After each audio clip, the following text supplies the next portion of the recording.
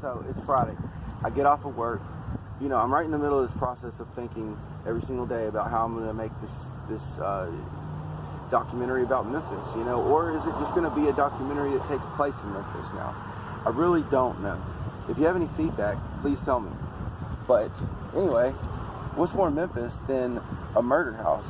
So I see this episode of some kind of crazy murder show on YouTube right when I get off work. And it was this murder that took place at 765 East Parkway South in Memphis, Tennessee. I'm like, that's right here. So I wanted to go see it, of course, because I'm into horror, I'm into haunted houses, I'm into all that shit. As a matter of fact, just check this out. A neighborhood in Memphis, Tennessee had gone missing. 21-year-old Stephanie Grace Smith and 22-year-old James Smith were newlyweds, married for a little more than a year. They were last seen alive on March 16, and no one has heard from them since. Police checked the Smiths' home and found no signs of the couple.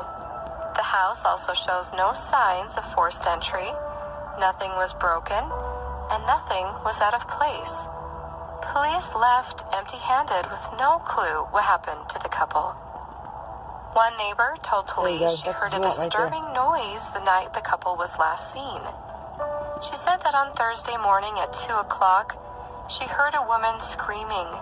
She said there were loud screams and she knew something was wrong. Neighbors had begun to notice strange things at the house.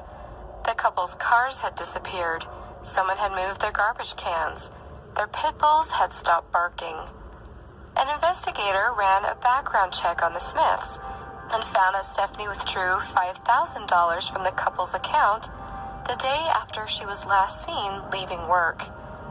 Investigators also learned that Stephanie was seen withdrawing the money with James' uncle, 29-year-old Larry Mosley, who also lives right next door to the Smiths. Police went to find Mosley at the office where he worked as a handyman, but he was not there.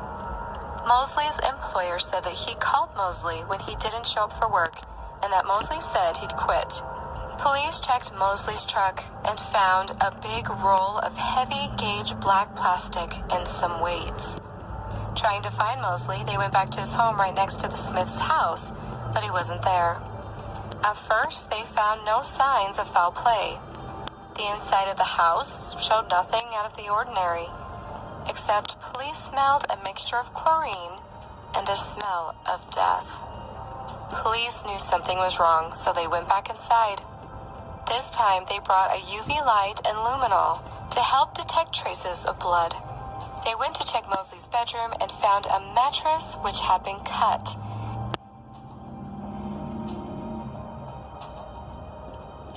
They turned on the UV light and sprayed luminol all over the room. There they found blood splatters everywhere.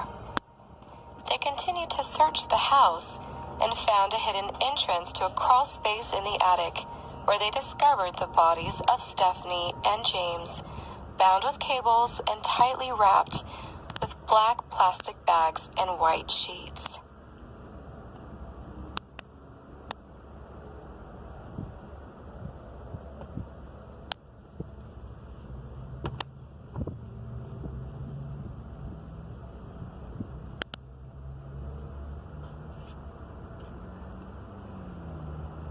The autopsy report concluded that they both died through multiple blunt force injuries to the head. Police then tried to find Mosley, but learned he was on the run with his father in Mississippi. After a police chase, Larry Mosley's father shot Larry to death and then turned the gun on himself. Larry Mosley's motive for the murder of Stephanie and James Smith has still not been determined to this day.